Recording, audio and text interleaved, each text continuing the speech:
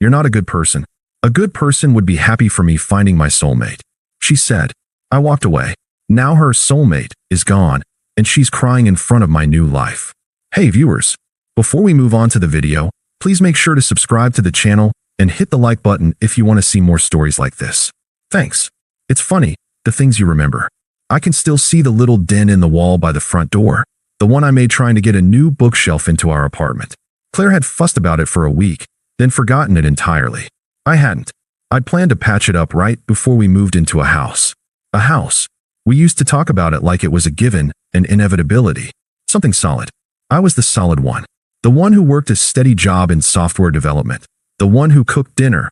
The one who remembered her sister's birthday and her dog's allergy medicine. I was the rock. Claire was the ocean. Or at least, that's what she called herself. A wild, artistic soul who couldn't be contained. It was part of her charm at first. The way she'd impulsively buy a plane ticket to a new city, or stay up all night painting, or convince me to go to a music festival with a single text. I anchored her, and she gave my life a little chaos. It was a good balance. For a long time, it was a great balance. But over the past few months, the balance had shifted. Her artistic soul had become an excuse for irresponsibility. My stability had become predictable. She started staying out late, not answering calls, and her texts got shorter and shorter. When I'd ask what was wrong, she'd get defensive. "Nothing's wrong, Leo. You're just overthinking things. Why do you always have to analyze everything?" she'd say with a dismissive wave of her hand, like my concern was an annoyance, not a sign of love. The emotional distance was the first crack in the dam, and the water was pouring in. It felt like she was already gone, a ghost in her own life, and I was the one left trying to hold on to her hand.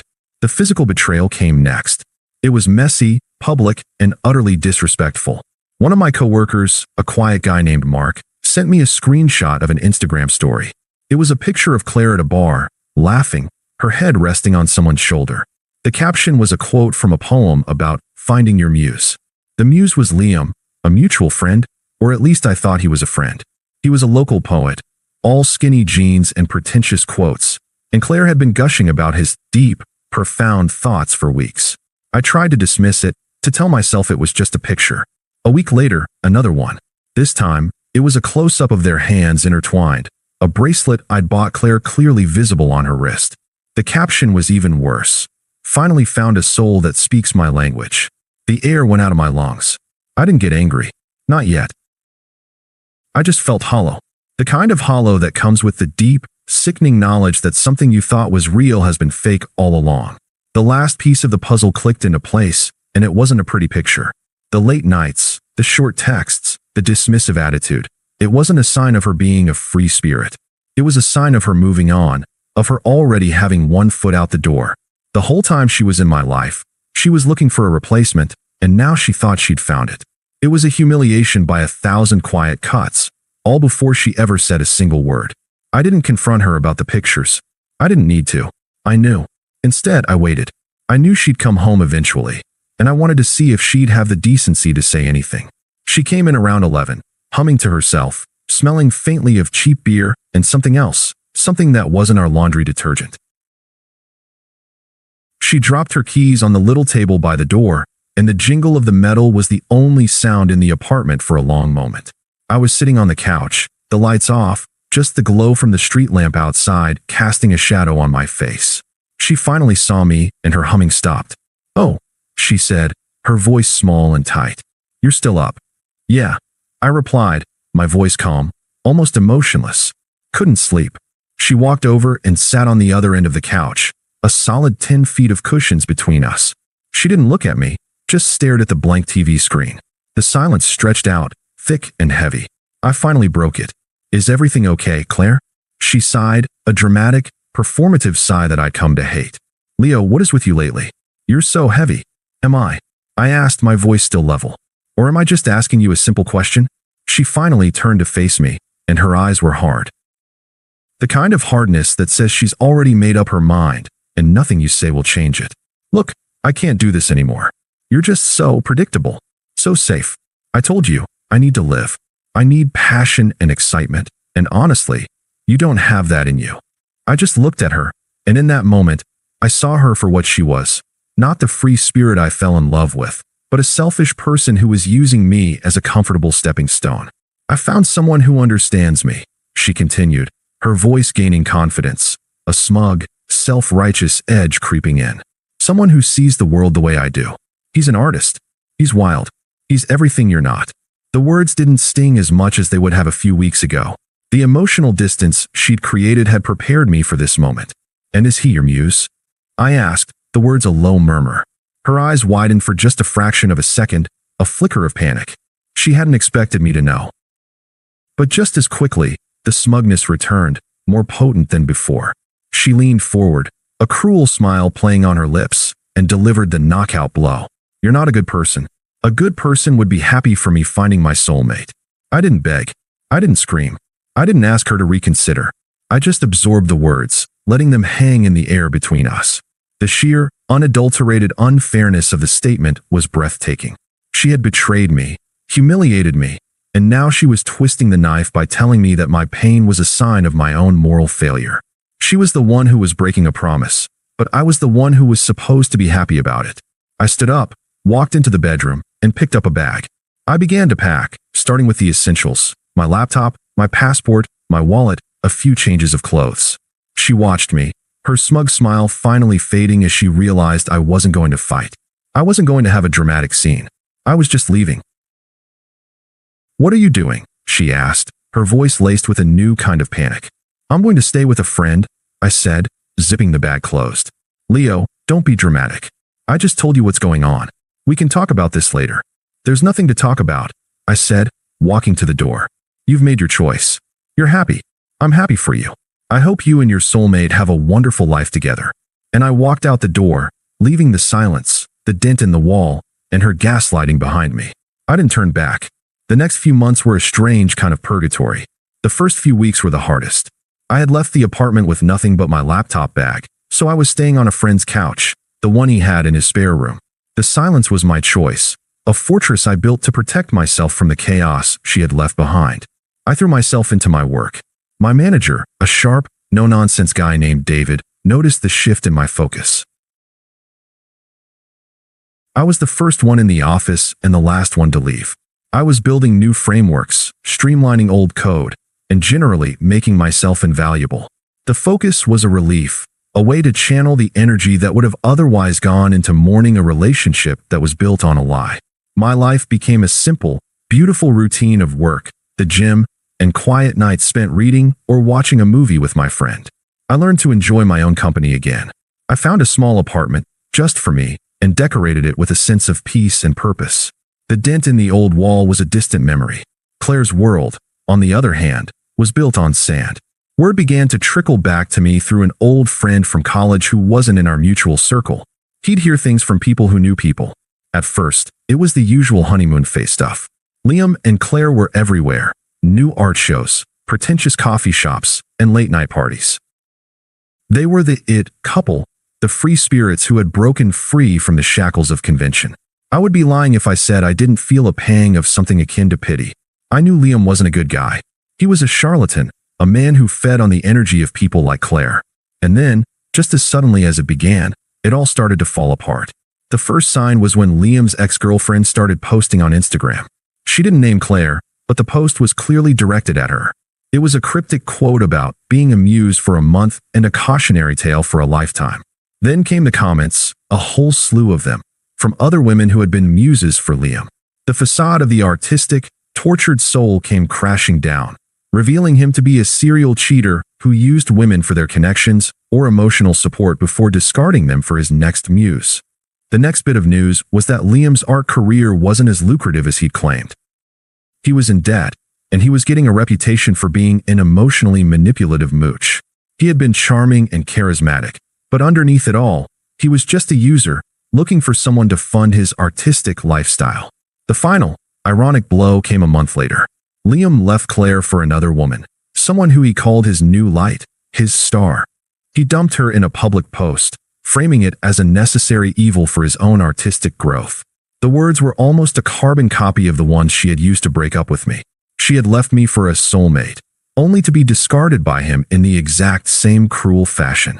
My college friend sent me a screenshot of one of her latest posts, a vague, sad-looking quote about losing a part of herself. There was no mention of Liam, no mention of me. Just a lonely, desperate plea for sympathy from the online world that she had built her identity around. The irony wasn't lost on me. She had wanted to find her soulmate. Instead, she had found her mirror. It started subtly. A week after her public humiliation, my phone, which I had long since kept silenced for her number, buzzed with a series of text messages. The first was a generic, innocuous one. "Hey, just saw a pic of our old coffee shop. Hope you're doing well." I didn't reply. I didn't even feel a flicker of anything. It was like getting a spam text. 2 days later, a second message. "I'm sorry for how things ended. I was in a bad place." The apology was self-serving, still framing her actions as a result of her own emotional state. I still didn't reply. Then the desperation started to bleed through. I know I was wrong about a lot of things. I've been doing some self-reflection, and I miss our friendship. She was still trying to use her twisted logic, trying to worm her way back in with a soft, safe word like friendship, when she had clearly made it impossible. When the texts got no response, she moved on to the next tactic, weaponizing our mutual friends. A couple of them, who had clearly heard her side of the story, tried to intervene. My phone rang one afternoon, a name I hadn't seen in months flashing on the screen. Emily, one of Claire's closest friends. I answered, my voice polite but guarded. "Hey Leo, it's been a while. Look, I'm calling because I'm really worried about Claire. She's going through a really tough time, and, well, she really misses you." "I'm sorry to hear that," I said, the words as hollow as they were polite. "She says she's really changed, that she sees how much you gave up for her. She just needs a friend right now, someone to talk to. She's really sorry about everything with Liam, and, I'm not the person she should be talking to about that." I replied, a calm finality in my tone. "My life has moved on. I wish her the best, but I can't be a part of her life." Emily's voice became more insistent, tinged with a little of Claire's own manipulative energy. "But she needs you. She's all alone, Leo. You were the one who was always there for her. You were the stable one. Can't you just be a friend?" "No," I said, a little firmer this time. "I can't. And if you're a true friend to her, you'll encourage her to find help on her own, not to lean on a person she hurt." I hung up the phone before she could respond, blocking her number too. She even got my mom on the phone. My mom called me, sounding a little flustered. "Honey, Claire called me. She sounds so sad. She said she made a terrible mistake. Are you sure you can't just talk to her?" "Mom, I'm fine," I told her. "I've moved on. You don't need to worry about me. Claire is an adult, and she needs to deal with her choices herself. Please don't call me about her again." The final attempt at reconciliation came a few days later, a call from an unknown number that I foolishly answered. It was her. Her voice was raw and ragged, not the smug, confident voice I remembered. It was the voice of a person at the end of her rope. "Leo, please. I need to see you. I'm so sorry. He used me. Everything he said was a lie. I was stupid. Please, just talk to me." "No," I said, cutting her off.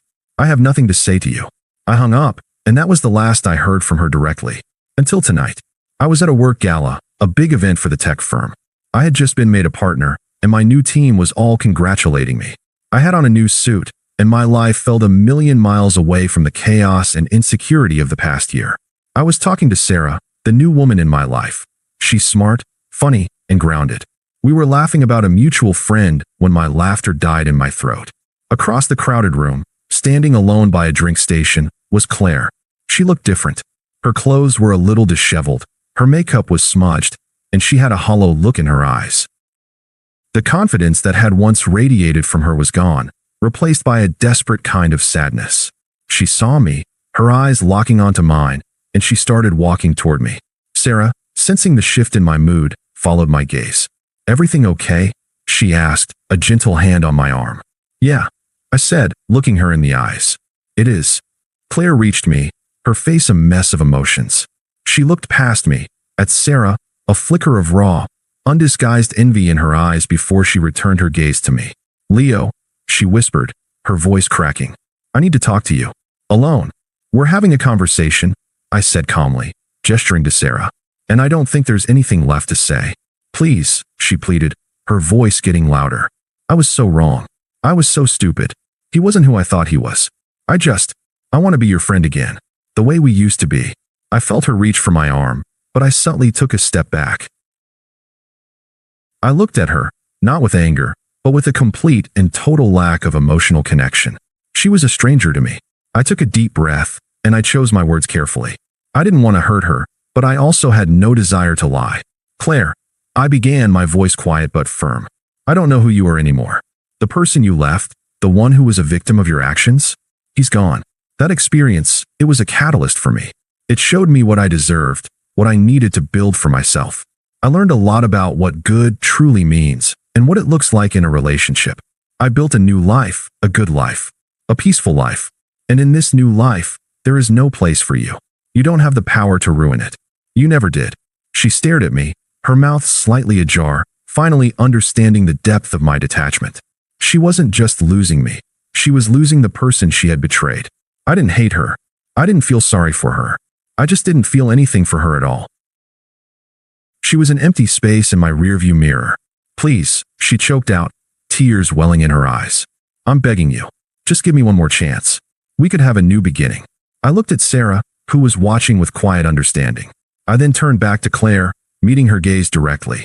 The person you wanted me to be happy for? The person you said was your soulmate? You got him. You got your artistic, exciting, unpredictable life. And now you see that it's just a lonely, selfish one. My life is right here. My peace is right here. I don't need a new beginning. I'm already in the middle of a great life, and you're not in it. I turned, took Sarah's hand, and walked away. The last image I have of Claire is of her standing alone, watching me walk back to my new life, finally understanding what she had lost. The silence that followed was not one of sadness, but of utter, complete peace. Thanks for watching. Make sure to subscribe to the channel and hit the like button. What do you think about this story? Share it in the comments.